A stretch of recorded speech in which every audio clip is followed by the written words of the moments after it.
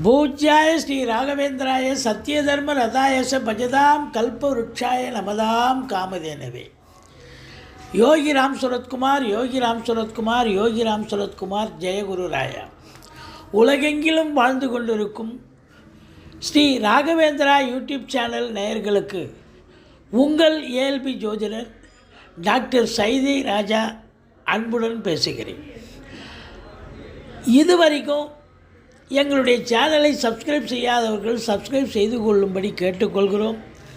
இந்த ஏஎல்பி ஜோதிடத்தை எனக்கு கற்றுத்தந்த உயர்திரு பொது உடை மூர்த்தி அவர்களுக்கு நன்றியினை சொல்லி இந்த எபிசோடை ஆரம்பிக்கிறோம்.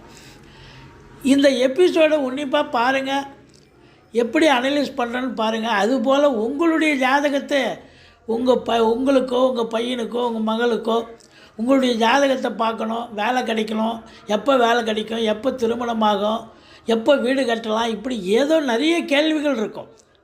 இந்த உங்களுக்கு உங்களுடைய ஜாதகம் யார் ஜாதகத்தை பார்க்கணுமோ அதை கமெண்ட் பாக்ஸில் போடுங்க, பதிவிடுங்க. பேர், date of birth, time of birth, place of birth போட்டு கேள்வியை கேளுங்க. கண்டிப்பாக உங்கள் கமெண்ட் பாக்ஸில், அதாவது கமெண்ட் பாக்ஸில் வரக்கூடிய உங்களுடைய ஜாதகத்துக்கு நாங்கள் கண்டிப்பாக பதிலளிக்கிறோம், இலவசமாக பதிலளிக்கிறோம். அதை அடுத்த எபிசோடில் உங்களை அதை ஆராய்ச்சி பண்ணி உங்களுக்கு விரிவாக எபிசோடு வெளியிடுவோம். நீங்கள் பார்க்கலாம். வாங்க ராசிக்குள் செல்லலாம். கடந்த வாரத்தில் ஒரு தாய், அதாவது ஒரு பெண்ணுடைய அம்மா ஜாதகம் பார்த்தாங்க. அந்த பெண்ணுக்கு பார்த்திங்கன்னா பிறந்த தேதி 30/10/1998, டைம் கரெக்ஷன் பார்த்து 7:39 வெள்ளிக்கிழமை காலையில் பிறந்திருக்கிறாங்க. இந்த பெண்ணுக்கு திருமணம் ஆயிடுச்சு. அது காதல் திருமணமாக முடிந்தது. இனி அவங்க நல்லா இருப்பாங்களா, எப்படி இருப்பாங்க, இதை கொஞ்சம் ஃப்யூச்சரை பற்றி கொஞ்சம் சொல்லுங்கள். அவங்க நல்லா இருப்பாங்களா, நல்லா வாழ்வாங்களா அப்படின்னு. அவங்களுடைய ஜாதகம், இது ஒரு பெண் ஜாதகி, 98 பிறந்திருக்கிறாங்க. அப்போ 2 ஒரு 24 26 வயசு நடந்துக்கிட்டு.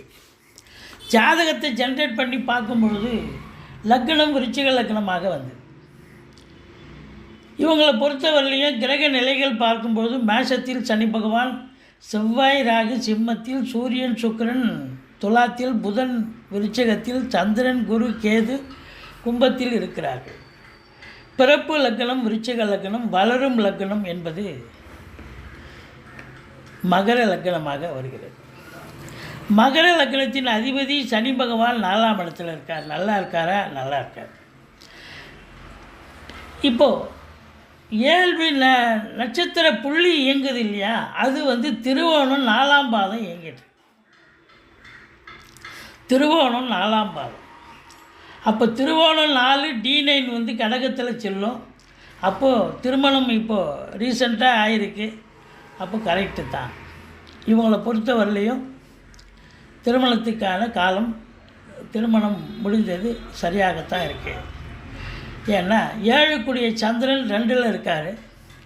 திருவோணம் 4 D9 நிகழ்காலம் கடகத்தில் செல்கிறது. இருக்கலாம். ஆனால் என்ன ஒரு விஷயம் அப்படின்னா, கணவன், அதாவது கடக ஏஎல்பியாக பார்க்கும்பொழுது கணவனுடைய ஏஎல்பி கடகம் வரும் லக்னம். அதை பார்க்கும்பொழுது அவருக்கு 7ஆம் இடத்து அதிபதி சனி 10ல் இருக்கார். அவருடைய அதிபதி பார்த்திங்கன்னா 8ல் போய் அமர்ந்துடுறார். அப்போது என்னன்னாக்கா, கணவன் மனைவிக்குள்ள கருத்து வேறுபாடு வரும். ஏன்னா 8ஆம் இடமாக வருது இல்லையா அவருக்கு சந்திரன். அதனால் உங்களுக்கு கருத்து வேறுபாடு, கணவன் மனைவிக்குள்ள கருத்து வேறுபாடு வரும் அப்படின்னு சொன்னோம். அது மட்டும் இல்லைங்க, 7 2ல் இருக்கார், ஆல்ரெடி இருக்கார். 11ஆம் இடத்து அதிபதி செவ்வாய் சிம்மத்தில் அமர்ந்து 4ஆம் பார்வையாக 11 பார்க்குறார். ஸோ ஒரு 2 7 11 லிங்க் இருக்குது. அதனால் கொஞ்சம் சண்டை சச்சரவு வரும், பிரச்சனையான காலம், பிரியக்கூடிய ஒரு நிலை கூட வரும். அது பிரியாமல் அவங்கள சேர்ந்து வாழறதுக்கு ஒரு பரிகாரம் சொன்னோம். என்ன பரிகாரம் சொன்னோம், இப்போ தான் கல்யாணம் ஆகி ஒரு மாதம் தான் ஆகிருக்கு. ஒரு மாதம் அதான் ஒரு 35 நாள் போல் தான் ஆகிருக்கு அவங்க வரும்போது சொன்னது. இப்போ 40 நாள் 45 நாள் இருக்கும். இப்போது மங்கல்ய பிரித்து கோப்பாங்க இல்லையா, அந்த மங்கல்ய பிரித்து கோக்கும்பொழுது அவங்க லேடிஸ் டு லேடிஸாக அதை இது பண்ணிப்பாங்க, கோர்த்து தாலியை போட்டு இது பண்ணிப்பாங்க. ஆனால் இப்போ பார்த்திங்கன்னா ஒரு கோயிலில் அழைச்சிட்டு போய் அவரை கணவரை தாலியாக கட்ட சொல்லியிருக்கோம்.